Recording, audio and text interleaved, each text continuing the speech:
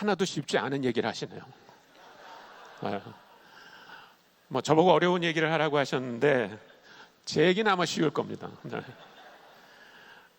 저는 OMF에서 동원 사역을 하고 있는 손창남 선교사라고 합니다.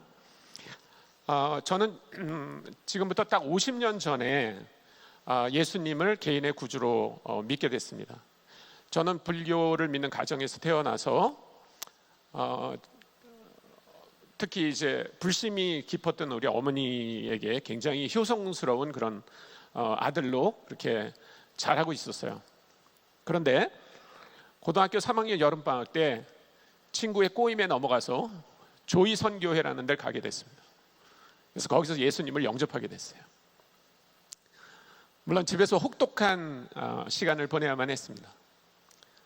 그런데 예수님을 믿고 성경을 공부하는데 성경 공부가 너무 좋은 거예요.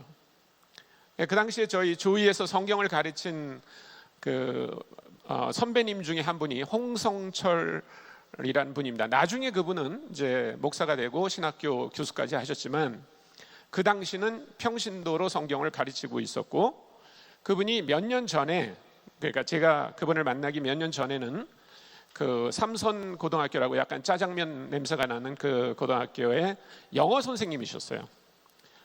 그래서 그 학교에서 가르치다가 몇 년 후에 뉴질랜드에 영어를 더 배우기 위해서 유학을 간 적이 있습니다. 그 이야기를 성경 공부를 하는 동안에 듣게 됐습니다. 그분이 유학을 하는 동안에 한 분을 만났는데 그분은 태국에서 온 영어 선생님이었어요. 그분의 이름이 우보난이라고 하는 여자분입니다. 근데 이 우보난이라는 여자분은 굉장히 아주 불교 그 신앙이 강한 분이었어요. 그래서 이 홍성철 형제와 늘 만나서 자기 종교의 우월성에 대해서 얘기했다고 합니다. 그러다가 결국 이분이 성경을 읽게 되고 예수님을 영접하게 됐어요. 그리고 이 홍성철 형제님한테 성경을 나머지 그 기간 동안 공부하고 그리고 태국으로 돌아갔습니다. 태국에는 이 우보난이라고 하는 여자와 결혼하기로 한 남자가 있었습니다. 그 남자의 이름은 난타차이라고 하는 사람입니다. 근데 이 우보난이라고 하는 여자가 난타차이에게 가서 뭐라고 얘기했냐면, 나는 당신과 결혼할 수 없습니다, 이렇게 말했어요. 자기 약혼녀가 공부한다고 뉴질랜드에 가가지고 기껏 돌아와서 한다는 소리가 자기에게 결혼할 수 없다고 하니까 얼마나 놀라겠어요. 그래서 무슨 일이 있었냐 이렇게 물어봤습니다. 그래서 이 우보난이 뭐라고 얘기했냐면, 나는 예수를 믿게 됐고 이제 나는 예수를 믿지 않는 남자와 결혼하지 않기로 했다, 이렇게 얘기했어요. 그래서 이 난타차이라고 하는 사람이 놀래가지고 선교사님한테 찾아가가지고 성경을 공부했습니다. 그리고 아주 이분도 좋은 대학을 나온 수재인데 다니던 회사를 그만두고 그리고 신학을 공부하고 목사가 됐습니다. 제가 지금부터 한 20년 전에, 그러니까 제가 그 얘기를 들은 30년쯤 지난 다음에 태국에 가서 우리 OMF 선교사님들을 만날 기회가 있었습니다. 근데 얘기하다가 이런 얘기를 들은 거예요. 그 복음주의 교단에 있는 목사님 한 분이 굉장히 영향력이 있는 분이 있다. 그래서 난타차이 목사님 얘기를 하는 거예요. 깜짝 놀랐습니다. 그 홍성철 그 형제라고 하는 그분 한 분이 복음을 전해주고 태국에 또 그런 영향들이 일어나는 걸 보고 놀랐습니다. 저를 그 50년 전에 조이에 데려간 친구 이름이 이상훈이라고 하는 친구입니다.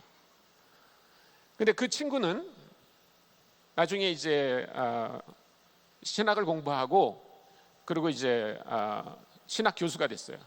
그러다가 그 정신문화연구원, 지금은 한국학중앙연구원이라고 하는 곳에 이제 종교학 교수로 재직을 했습니다. 얼마 전에 은퇴를 했습니다. 근데 바로 몇 달 전에 이 친구가 동남아의 한 나라에 다녀왔다고 하는 거예요. 뭐 얘기해도 될 것 같아요. 라오스에 다녀왔다고 그래요. 그래서 저는 뭐 은퇴도 하고 그랬으니까 여행을 갔다 온 줄 알았어요. 그랬더니 왜 자기가 거기를 갔고 거기 가서 뭘 했는지를 얘기하더라고요. 그 빌라폰이라고 하는 여자분이 있는데 라오스의 교수입니다. 경제학 교수인데 이 교수가 한국에 경제학을 공부하기 위해서 왔어요. 그래서 우송대학에서 석사를 했답니다. 근데 석사 학위를 하던 그 지도 교수님이 굉장히 훌륭한 그리스도인이었던가 봐요. 근데 여러분이 아는 것처럼 라오스는 기독교 비율이 굉장히 낮잖아요. 제가 어떤 아티클을 보니까 라오스는 그 당시 제가 그 아티클을 읽었을 때 성경을 읽거나 아니면 성경을 다른 사람에게 주는 사람을 감옥에 보내는 나라다, 이렇게까지 제가 들었어요. 그러니까 이 빌라본이라고 하는 여자 교수는 아마 자기 나라에서 기독교인들을 만나본 적이 별로 없었던 것 같아요. 근데 그 우송대학에 와서 경제학을 공부하는 동안 그 자기 지도 교수에게 대해서 너무나 좋은 그런 그 사람이라고 하는 생각을 갖게 된 거예요. 우송대학에서 석사를 마친 다음에 이 빌라본이라고 하는 여자가 그 한국학 중앙연구소에 와서 이제 박사 학위를 하게 됐습니다. 근데 이 여자의 연구는 뭐냐면 소위 그 템플 스테이라고 하는 것을 이제 한국에서 하지 않습니까? 근데 이분의 그 관심도 뭐냐면 그 환경 관광이에요. 라오스는 이제 굉장히 아직 그 많이 발전하지 못했기 때문에 환경 관광 쪽으로 많이 가려고 그러고, 이분의 전공이 그 분야입니다. 그래서 한국에서 하는 템플 스테이와 라오스에서 하려고 하는 템플 스테이를 연구하기 위해서 이제 그 팀을 잡았는데, 이게 종교와 관련된 거니까 아마 그 지도 교수님이, 경제학을 가르치는 지도 교수님이 종교학 지도 교수를 좀 찾아가 봐라 라고 얘기를 했던가 봐요. 우연히 그 빌라본이라고 하는 여자 교수가 이 이상훈 목사에게 지도를 받게 된 거예요. 근데 이상훈 목사의 지도를 받으면서 이 여자가 또 놀란 거예요. 아, 그리스도인이 이런 사람들이구나 라고 하면서 어느 날 이렇게 얘기했대요. 저도 성경을 좀 공부할 수 있을까요? 이렇게 말했대요. 그래서 이상훈 목사가 그 빌라본이라고 하는 여자에게 성경을 가르쳐줬어요. 예수님을 영접했어요. 그리고 세례도 받았어요. 그리고 이 여자도 똑같이 라오스에 가서 자기 남자친구에게 얘기했습니다. 난 예수를 믿게 됐다. 그래서 그 남자친구도 한국에 와서 성경을 공부하고 또 예수를 믿었어요. 거기를 갔다 왔다는 거예요. 그 빌라본이라는 교수가 지금 그 대학에서 소위 그 한국 그 열풍이 있는데, 그 열풍 때문에 세미나를 열어가지고 이 이상훈 박사를 거기에 강사로 초청했다고 하는 것입니다. 저는 오늘 뭐 시간이 많지 않아서 두 가지 얘기만 했는데, 여러분들이 이런 얘기에 공통점이 있다는 사실을 아실 수 있을 겁니다. 저는 이렇게 복음이 전해지는 것을 풀뿌리 선교라고 부르고 싶어요. 그래서 풀뿌리 선교는 어떤 특징을 갖고 있냐면, 첫째, 자신의 컨텍스트 속에서 복음을 전하는 것입니다. 그러니까 우리가 예를 들면 단기 선교를 가는 것은 풀뿌리 선교가 아닙니다. 그러나 만약에 우리가 머물고 있는 그 동네에서 만나는 사람, 아니면 내가 학교에서 가르치는 교사인데 학교에서 만나는 사람, 아니면 내가 직장에 있는데 직장에서 만난 사람에게 복음을 전하는 것을 저는 풀뿌리 선교라고 부르고 싶습니다. 또 하나는 이 두 사람의 공통점은 뭐냐면 선교사라는 정체성을 갖고 있지 않습니다. 그러니까 여러분들이 후원을 받고 파송을 받은 분으로서 하는 것은 그거는 선교사로서의 책무입니다. 그런데 지금 풀뿌리 선교는 그런 책무를 갖고 있지 않은 사람들이 타문화권 안에서 복음을 전하는 것을 말합니다. 세 번째는 자발적으로 했다는 것입니다. 홍성철 형제에게 그렇게 하라고 얘기한 적이 없습니다. 이상훈 박사에게 그렇게 하라고 얘기한 적이 없습니다. 그러나 그들은 자기 가까이에 온 그런 타문화 사람들에게 복음을 전했습니다. 또 이 두 사람 모두 다 굉장한 선교 사역에 대한 전문성을 갖고 있었어요. 복음을 전할 줄 알고 또 변증할 줄 알고 또 그 사람들에게 성경을 가르치고 양육하고 하는 그런 부분들을 가지고 있었습니다. 그래서 제가 말하는 풀뿌리 선교는 뭐냐면 자신의 컨텍스트 속에서 선교사라는 정체성이 없이 자발적으로 선교 사역의 전문성을 키우며 행하는 선교, 이렇게 말씀드리고 싶습니다. 그러면 왜 풀뿌리 선교인가? 그동안에 우리는 여러 가지 그 제도권 선교의 한계에 대해서 많이 얘기했습니다. 그래서 저는 우리가 지금 얘기하고 있는 그런 제도권 선교가 가지고 있는 많은 장벽을 돌파할 수 있는 방법은 풀뿌리 선교라고 생각합니다. 또 하나가 굉장히 시적절하다는 것입니다.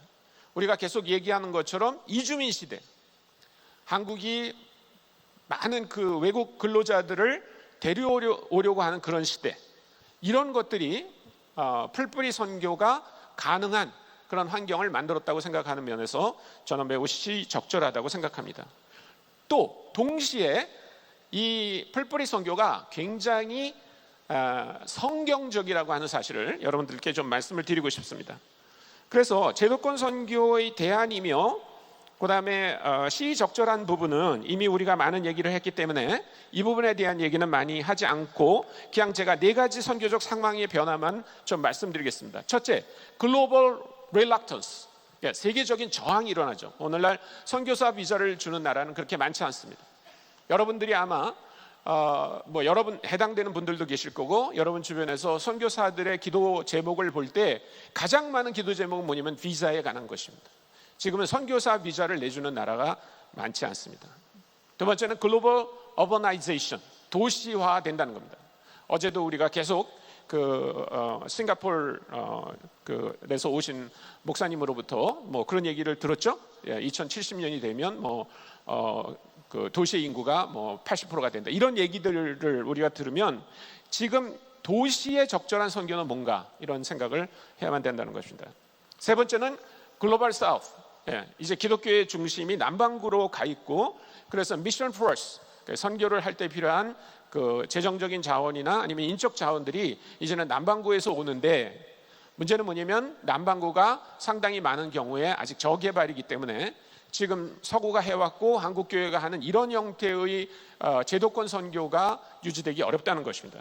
다섯 번째는 글로벌 마이그레이션, 세계적인 이주가 일어납니다. 오늘날 유엔의 통계에 따르면 자기가 태어나지 않은 곳에서 사는 사람들이 2억이 넘습니다. 그러니까 이런 기회야말로 풀뿌리 선교가 가장 잘 워크할 수 있는 그런 상황이라고 생각합니다. 자, 저는 사도행전에서 우리가 가지고 있는 약간의 착시를 좀 교정해야 되지 않나, 이런 생각을 할 때가 있는데요. 굉장히 많은 분들이 사도행전에서 선교 그러면 대개 사도 바울에게 집중합니다. 근데 저는 사도 바울이 한 선교만이 하이라이트 될 필요는 없다고 생각합니다.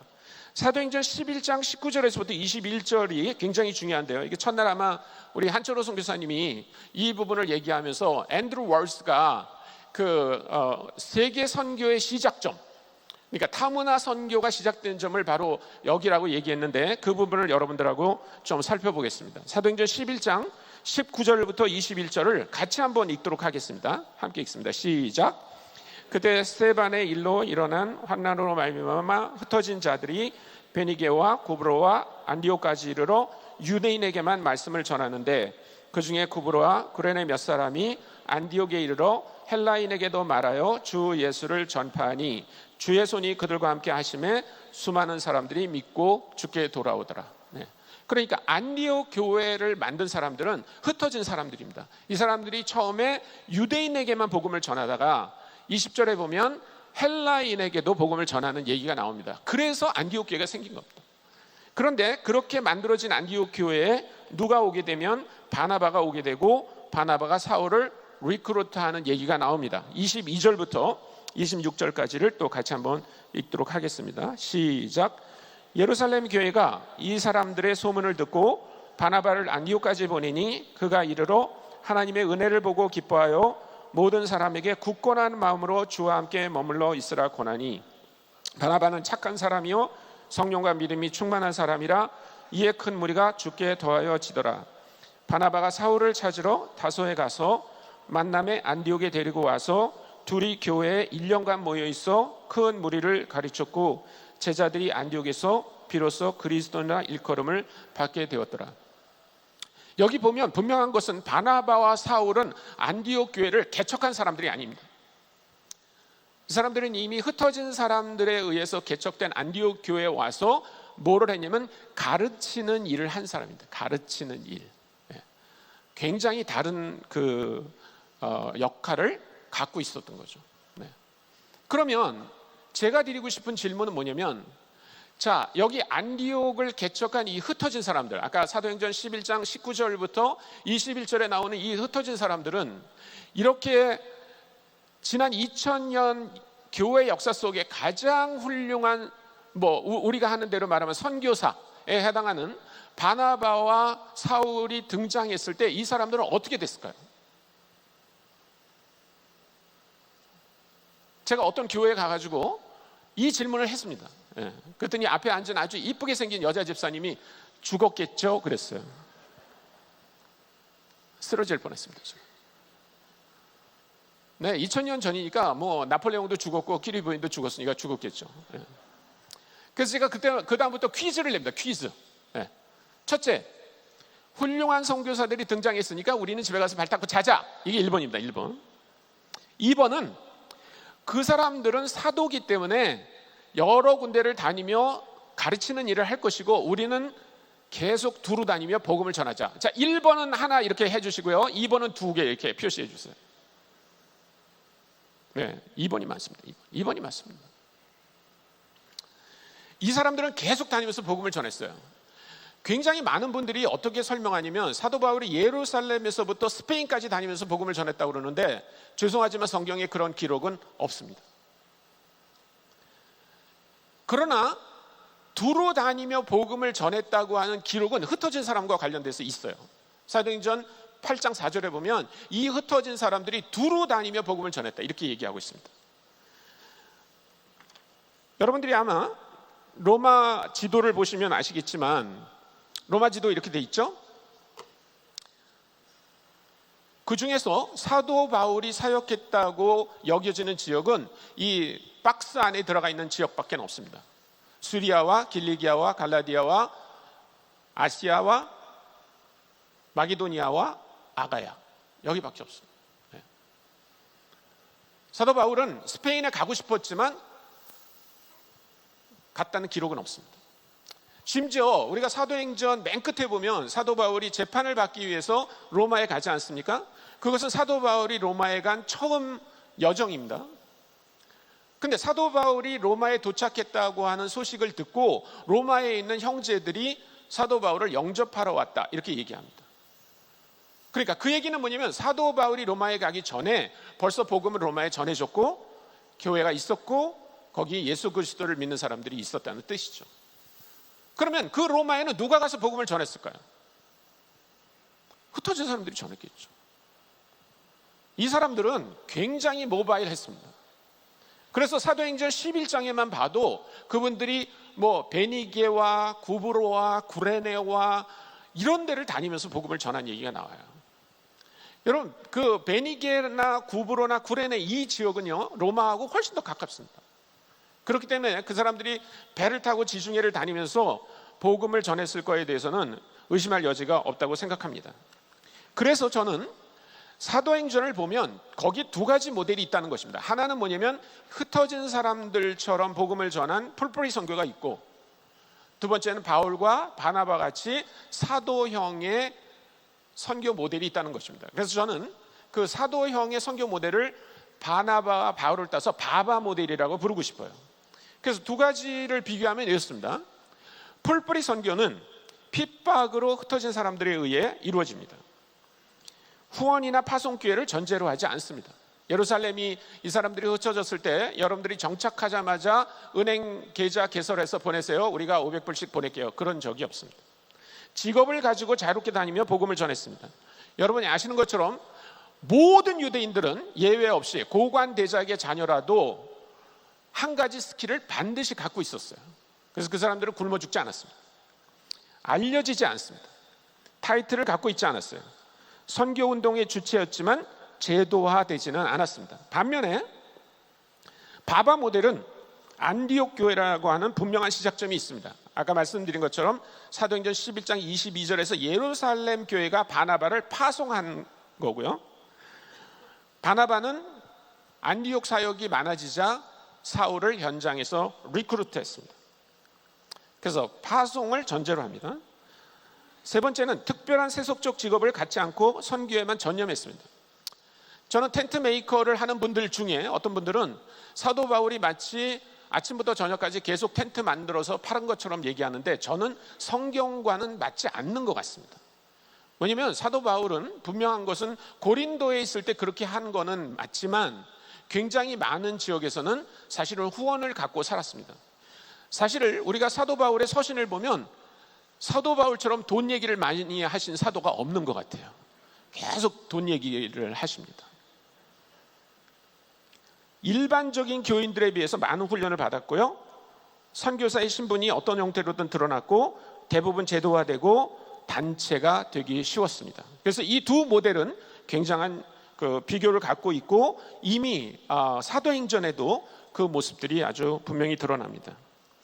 그럼 이런 풀뿌리 선교의 예들이 있는가? 굉장히 많이 있습니다. 오늘 제가 시간이 제한되어 있기 때문에 세 가지 모델만 말씀드릴 텐데, 이미 세 번째 양동철 형제의 모델은 저는 양동철 형제가 여기 와서 간증하는지 몰랐어요. 그래서 혹시 양동철 형제가 오지 않았다면 아마 제가 양동철 형제 얘기를 잠깐 했을 텐데, 이제 부담 없이 양동철 형제 얘기하지 않고 캡틴 제인스와 닥터 클라크에 대한 얘기만 하고 오늘 제 얘기를 마무리해야 될 것 같습니다. 여러분이 아시는 것처럼 1854년에 일본이 개국합니다. 굉장히 릴럭턴트한 개국이었죠. 원하지 않았지만 페리 제독이 그 함대를 가지고 오니까 놀래가지고 이제 개국을 합니다. 그리고 여러 가지 이제 정변들이 일어납니다. 그래서 결국은 이제 유신이라고 하는 걸, 메이지 유신이라고 하는 걸 하게 되고, 그 메이지 유신을 통해서 전국은 완전히 바뀌어 버립니다. 그리고 외국 문물들을 이제 들여오기 시작을 하는데, 구마모토 지역을 여러분들이 아마 어딘지 아실 거예요. 예, 일본으로 말하면 한국 쪽하고 가장 가까운 곳이죠. 서쪽 끝에 이제 구마모토가 있는데, 이 구마모토에 있는 다이묘, 우리말로 하면 군주라고 그래야 될까요? 그런 그 다이묘들 중에 몇 사람이 우리가 양학교를 만들어서 사무라이들에게 좀 신식 군사훈련을 시키자라고 결정을 합니다. 그래서 미국에 요청을 해서 1871년에 구마모토에 간 사람이 캡틴 제인스라고 하는 사람입니다. 이 사람은 선교사로 간 게 아닙니다. 이 사람은 미국 장교였습니다. 그런데 아주 훌륭한 그리스도인이었어요. 그래서 구마모토 지역에 가서 다이묘들에게 뭐라고 얘기하냐면, 내가 당신네들 사무라이들을 가르치는데 세 가지가 필요합니다. 첫째, 영어. 둘째, 성경. 셋째, 서구식 군사훈련. 그래서 한 45명 정도의 사무라이를 가르쳐요. 그리고 성경 공부도 가르칩니다. 그래서 1876년 1월이 됐을 때 그 사무라이들 중에 35명이 그 구마모토 산에 올라가 가지고 선서합니다. 뭐라고 선서하냐면, 나는 다이묘 중에 다이묘인 오로지 예수 그리스도께만 내 목숨을 바치겠습니다. 그 사람들은 나중에 일본 근대화에 굉장히 큰 영향을 미친 기독 젊은이로 기록돼요. 그래서 사람들은 그 사람들을 구마모토 밴드라고 부릅니다. 그 구마모토의 밴드는 누구로부터 시작하냐면 선교사로부터가 아니라 대위, 육군 대위인 캡틴 제인스라고 하는 사람으로부터 시작됩니다. 두 번째는 1876년에 삿포로에 농과대학이 열리게 됩니다. 삿포로는 지금도 조금 외진 그런 감이 없는 건 아니지만 그래도 많이 개발됐지만 1876년에 삿포로는 진짜 황량한 곳이었습니다.